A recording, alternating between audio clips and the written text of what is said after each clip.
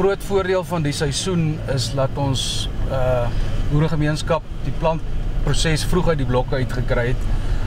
Waar ons ander jare dalk sukkel om klaar te plant, veral die mielies het ons betyds in die grond gekry.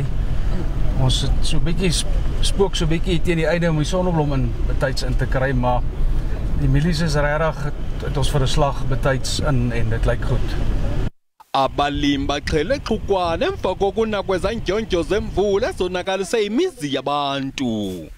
Dit lyk soos 'n goeie jaar hierdie jaar. Ons het laas jaar 'n goeie jaar gehad in die Wes-Transvaal. Dit lyk baie belovend hierdie jaar. Die reënval lyk goed, ondervog is goed. Die mieliepryse is goed. Die weervoorspelling, langtermyn weervoorspelling lyk goed. So ons is baie optimisties dat ons weer 'n goeie jaar gaan hê wat ons boere dan baie nodig het.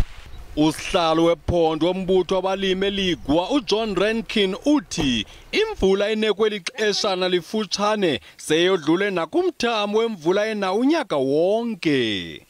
Ons het seker so 'n bietjie oor die 200 mm al gekry vir hierdie jaar.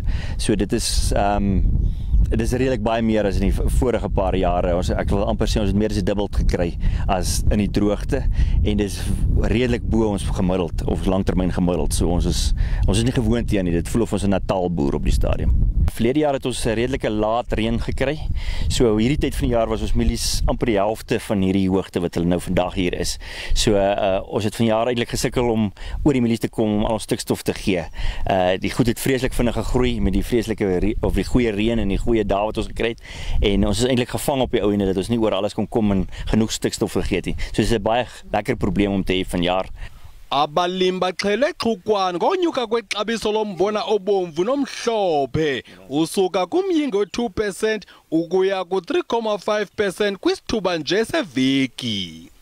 Kusenjalo, inkonzo yoqikelelo lwemozulu eMzantsi Afrika ikhuphe isilumkiso sezantyalantyala zemvula kwintshona yeli phondo. We expect scattered to widespread showers and thunder showers over the eastern parts of the Northern Cape, the Free State as well as the Northwest Province.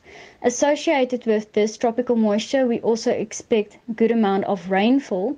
Therefore, flooding is possible, especially in places where the soil moisture content is high.